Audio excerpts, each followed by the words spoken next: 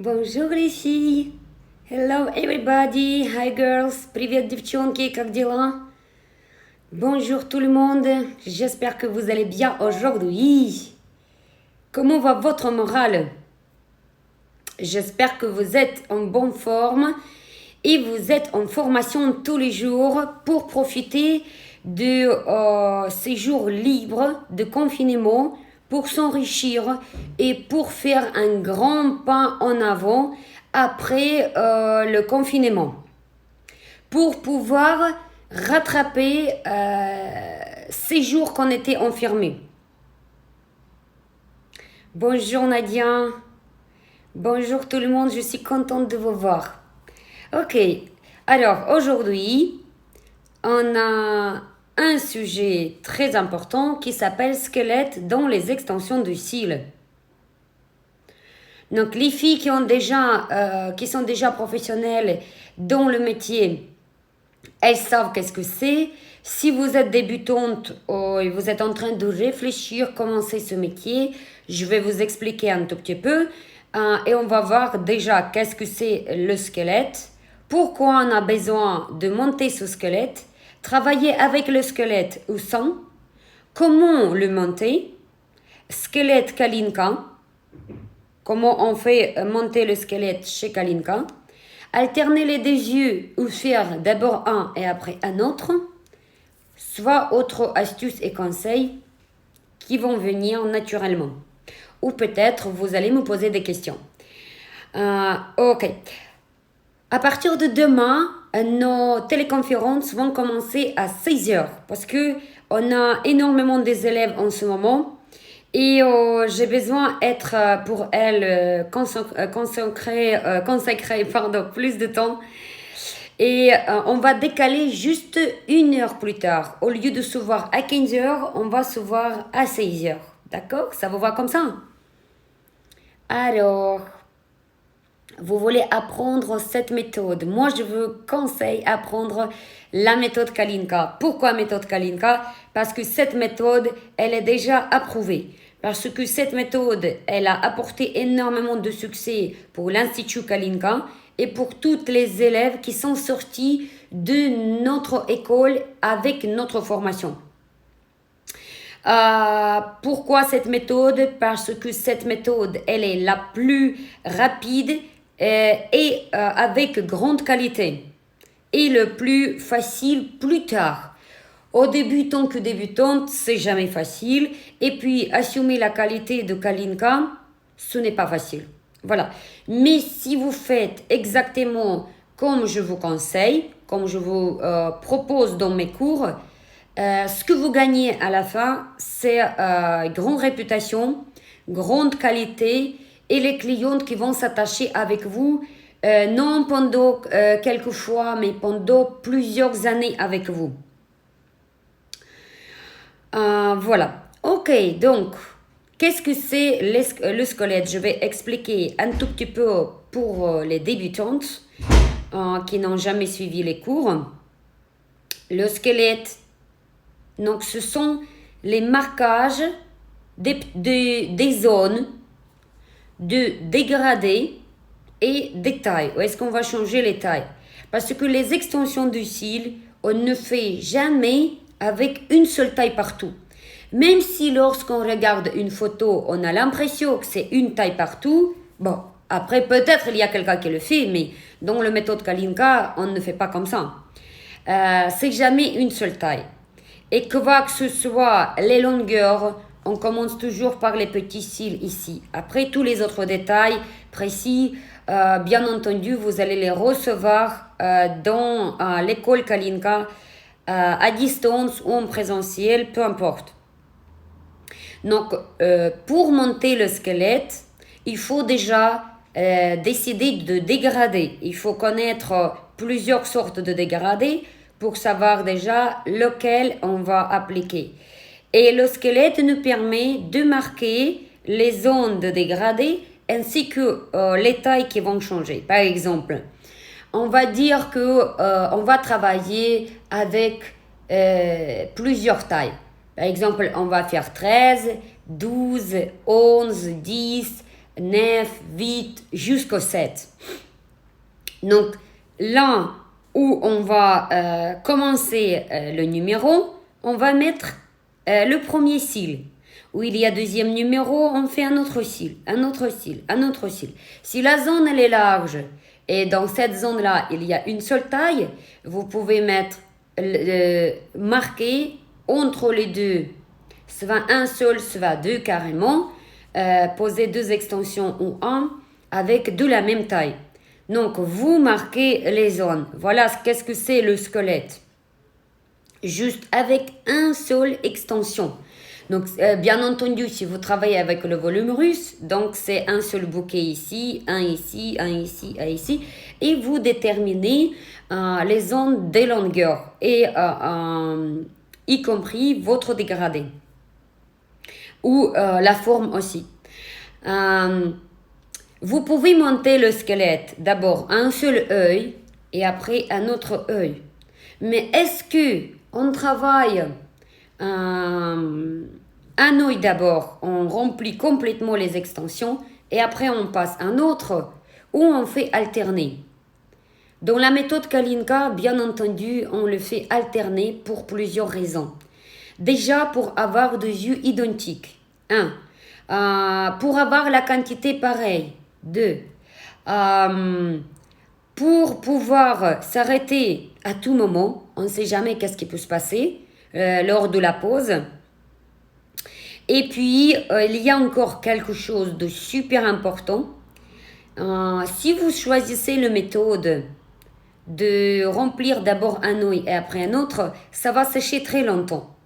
Parce que si vous faites le squelette et vous faites deuxième passage, il faut remplir après entre le squelette et après encore entre les cils. Et que c'est comme ça qu'on remplit les espaces. Peu importe, le but du jeu, c'est de ne pas coller une extension à côté de l'autre de suite. Donc, si vous avez collé quelque part ici, vous devez faire un espace pour coller un autre.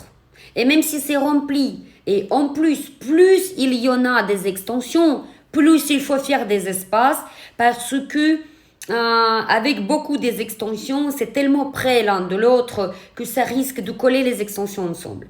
Donc, à la fin, quand c'est un immense volume, presque on fait 3 extensions ici, 3 extensions ici. On ne fait pas un et après, même si vous alternez les deux yeux, il y a une autre méthode. Attention, non seulement il ne faut pas faire cet œil-là et après celui-là, il faut faire les deux, mais en même temps, il faut bouger. Si vous avez posé une extension ici, vous faites un ici. Espace, grand espace. Plus l'espace il est large, plus vous êtes protégé contre que les extensions vont se coller. Donc vous faites un espace, vous collez à notre extension, vous répétez la même chose. Vous faites comme ça, vous répétez la même chose. Vous terminez. Et à chaque fois, vous recommencez entre les deux. Et c'est comme ça que vous bougez les deux yeux en même temps, en respectant les espaces à chaque fois. Regardez, qu'est-ce qui se passe? Vous allez comprendre. Si on prend un exemple, vous collez une extension et après l'autre juste à côté. J'ai vu pas mal des vidéos sur les volumes russes dans Facebook où ils font ça. C'est la même chose, c'est comme le rendu pour la cliente, comme les praticiennes ou les écoles qui vous montrent comment elles travaillent. Encore fois, l'objectif de vous montrer ça juste sur Facebook pour montrer, ou l'objectif est professionnel derrière et pour le rendu de la cliente parfaite. Donc, tout dépend des objectifs derrière. Donc, si vous allez coller une extension à côté de l'autre, un comme ça, par exemple, et vous bougez l'œil comme ça, d'accord? C'est vrai que on a l'impression que c'est plus facile à séparer. Mais si vous le mettez timing, vous serez plus lente, entre 15 minutes et 30 minutes, et vous risquez d'avoir les extensions collées, tout dépend de votre niveau professionnel. lorsque vous utilisez la méthode Kalinka et vous alternez les deux yeux avec des espaces à chaque fois. Donc, quand vous avez posé une extension et vous avez lâché, il ne faut plus toucher. C'est en train de sécher. Et même si vous avez fait d'autres œils et vous retournez et vous posez encore à côté, il est peut-être en train de sécher. Si vous travaillez avec volume russe et c'est plusieurs fibres ensemble, plus il y en a de fibres ou plus c'est épais, plus ça va prendre de la colle. Donc, plus il y a la quantité. Alors, ça va sécher plus longtemps. D'accord? Donc, encore, on a besoin plus de précautions. Les précautions, c'est espacer. Donc, si c'est en train de sécher et vous faites tout de suite à côté une autre extension, eh ben, le vapeur de nouveau, de dernier, il est tellement fort qu'il commence un peu à refondre l'extension à côté. Par contre, si le première extension, la colle est séchée, il n'y a plus de vapeur. Même si plus tard vous collez, parce que ça va arriver pendant le remplissage, à un moment donné, vous devez coller à côté. Mais il est déjà sec, il n'y a plus de vapeur ici. Eh bien, ça ne nous gêne plus. Voilà. Donc, ce qu'il faut éviter, c'est deux choses. À ne pas coller un seul œil, ne pas travailler un seul œil et après un autre. Même trois choses. Ne pas utiliser la méthode où vous collez un ici. Tout de suite, un ici, et comme ça, vous remplissez tout. Ça va sécher lentement, ça va vous coller ensemble. Ainsi que aussi surveiller par hasard à ne pas coller l'un à côté de l'autre. Donc, comment on fait? C'est mieux de faire les espaces plus larges et encore plus quand on est débutante. Débutante, elle ne mesure pas encore la quantité de colle, elle n'a pas encore les précisions, donc la main, elle peut encore bouger ou trembler. Donc déjà, elle peut un tout petit peu toucher les cils à côté. Au moins, si la colle, elle est sèche à côté, ça s'accroche moins. Mais si la colle, elle est humide là, et vous collez une autre extension à côté, ça va vous faire une boule de colle que impossible de l'enlever après. Il faut que mettre un produit. Est-ce que c'est compréhensible pour vous? Après, c'est vrai que sans dessin, c'est difficile à peut-être imaginer. Vous pouvez imaginer peut-être à votre façon, mais dans les cours, tout est dessiné. Dans les cours, le squelette, on commence à monter sur un feuille blanc et avec un stylo. D'abord, on dessine. De toute façon, la pédagogie Kalinka, ça se commence par les dessins, tout comme les enfants. Donc d'abord, on dessine quoi que ce soit, c'est le squelette, c'est comment on prend la colle, le modèle de cils. On a beaucoup de dessins à faire. Parce que par les dessins, on n'a pas de risque. Par les dessins, le professeur, il peut détecter le problème avant que ça va être grave sur une cliente. Et après, on fait sur poupée. Et après, on fait sur modèle. Vous voyez, on a 3 étapes évolution, 3 étapes apprentissage.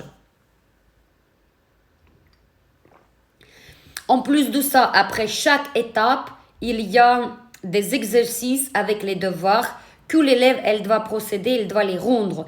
Et la professeure, elle vérifie, elle donne le compte-rendu, le feedback, les corrections. Après chaque théorie, poupée, modèle, et après ces 3, on a en nouveau un examen si vous êtes en présentiel, si vous êtes en mixte, formation, ou si vous êtes à distance, on a encore les tests après modèle et après poupée et après modèle. Donc ça veut dire quoi? Ça veut dire 3 genres des exercices où il y a plusieurs, 3 groupes, ainsi que 2 tests.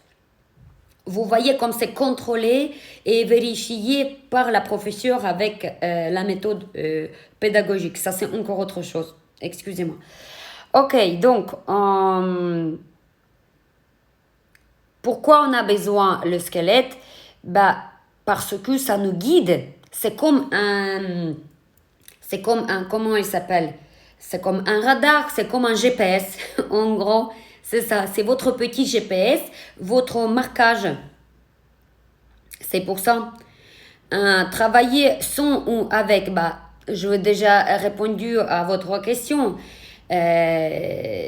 Mais moi, mon niveau professionnel et d'autres professionnels aussi avec l'expérience comme moi, on ne travaille pas sans squelette. Sans... Après, par contre, je ne marque pas les tailles sur le patch.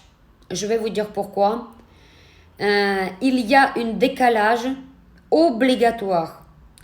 Moi, je vous conseille de faire le marquage naturellement avec de votre squelette sans écrire sur le patch. Pourquoi? Parce que au fur et à mesure, vous allez pouvoir adapter votre dégradé. Par contre, si le stylo il est dessiné, ça sera ça ne correspond pas vraiment, ça sera pas ce dégradé ne sera pas tellement sur mesure pour cet œil si c'est dessiné sur le patch. Ça va vous décaler et ça va faire si vous faites sans et si vous faites avec, vous allez voir la différence. C'est que inconsciemment, sans cette écriture avec le stylo, on l'adapte inconsciemment mieux à dégrader de l'œil. Lorsque vous avez dessiné, c'est comme si vous êtes obligé, vous êtes imposé à suivre ce dégradé qui peut-être au fur et à mesure il ne commence pas à correspondre et vous ne le changez pas. En fait, c'est difficile à expliquer, mais en tout cas, moi je ne pratique pas cette écriture sur le patch parce que ça me fait les déguisements, ça ne nous donne pas un effet aussi naturel que lorsqu'on n'écrit pas. Ok, comment le monter, je vous ai déjà expliqué, même si c'est dur à expliquer. Squelette Kalinka, ben, je vous ai expliqué qu'est-ce que c'est squelette Kalinka. Donc c'est, en gros, ça va être 5-6 extensions par œil. C'est ça le squelette. Ce n'est pas 15, ce n'est même pas 10. Si c'est très près, même petit espace, ce n'est pas un squelette, c'est encore très près. Ça risque de vous accrocher. Squelette, c'est à peu près, je dirais peut-être 5 mm. 5 mm d'espace. Voilà, c'est quelque chose comme ça. Et 5, 6 extensions maximum sur un œil.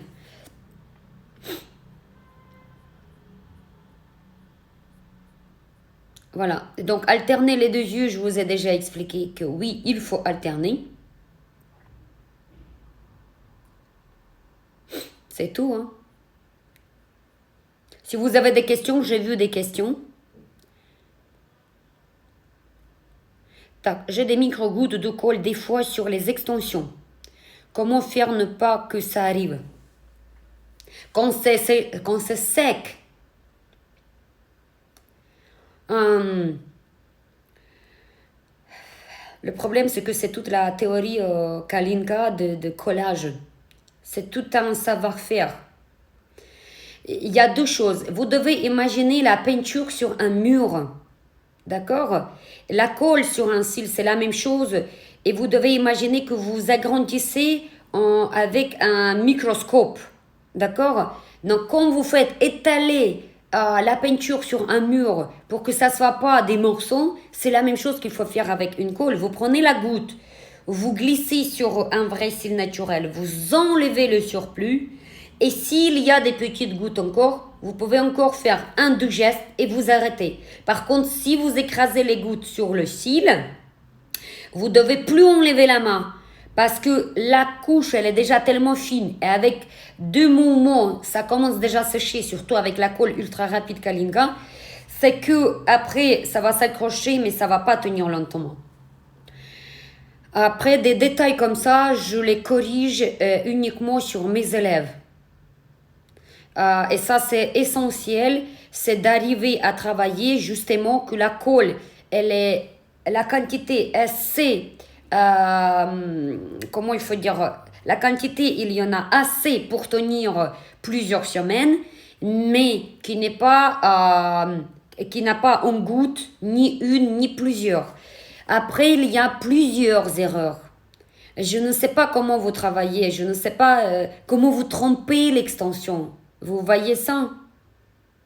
Parce que la méthode de Kalinka avec des cils Kalinka, ils sont fabriqués de telle manière que vous ne devez pas tremper. Vous devez prendre la colle ici. Là, la goutte, elle est en bas. Déjà, ça nous évite les taches de colle. Si vous êtes mon élève et vous m'envoyez le vidéo de ce que je vais vous envoyer, les passages exacts, je vais voir exactement d'où ça vient.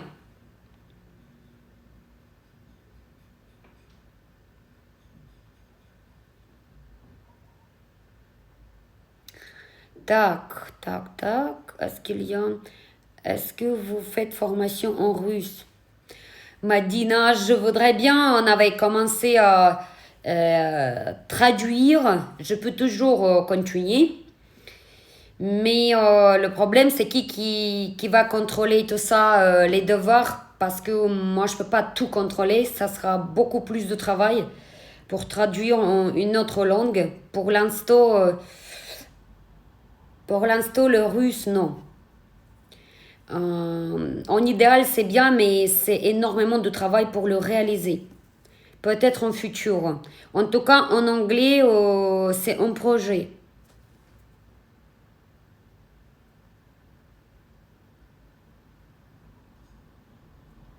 Voilà. Ok, bah, dites-moi si vous avez encore des questions.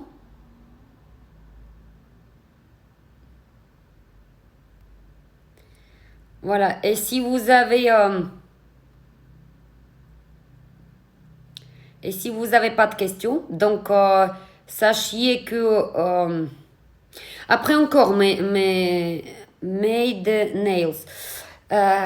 Je ne connais pas votre colle. Il faut voir la colle, il faut que je regarde. Il faut que je regarde vos gestes, il faut que je connaisse la colle. Imaginez-vous, votre colle, elle est épaisse. Peut-être elle sèche pas vite.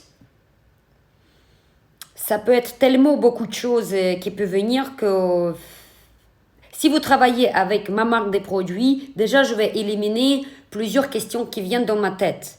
Après, il reste qu'à voir. Soit je dois vous questionner en détail, soit je dois voir un morceau de vidéo, comment vous le faites, et je vais voir de suite qu'est-ce que c'est. D'accord? C'est pas parce que je veux pas vous répondre, il me faut une astuce de s'accrocher, il faut que je le voie. Si je vais le voir, je vais pouvoir voir ça, vous dire ça tout de suite. Voilà. Ok. Écoutez, je vous souhaite bon après-midi. Alors, Nounou, combien coûte la formation? On a presque cinquantaine de forfaits de formation. Je vous invite à contacter l'assistante Marie. Je vais partager dans ma story son numéro de téléphone. Sinon, sur Kalinka Shop, dans le blog de formation, vous avez son numéro de partout. Et vous contactez. Sinon, vous m'écrivez un message privé. Je vais vous envoyer un lien qui va vous guider, qui va vous expliquer tous les forfaits qui existent, les types de formation, les packs, combien ça coûte, avec diplôme, sans diplôme, remboursé par l'État, pas remboursé, etc. Donc, écrivez-moi plutôt en message privé si vous voulez. D'accord? Ok. Bah, la téléconférence, elle est terminée aujourd'hui. À partir de demain, c'est à 16h. D'accord? Plus à 15h. Parce que j'ai beaucoup de travail avec des élèves de plus en plus qui arrivent dans notre école. Et je dois être plus présente pour elles. Ok? Ciao. Thank you very much. And see you tomorrow at 4 p.m. Not now at 3 o'clock, but at 4. С завтрашнего дня будут начинаться мои конференции с 4 вечера, не с 3 теперь. Окей? Все. Большое спасибо. И вам тоже. Okay, love you all and see you tomorrow.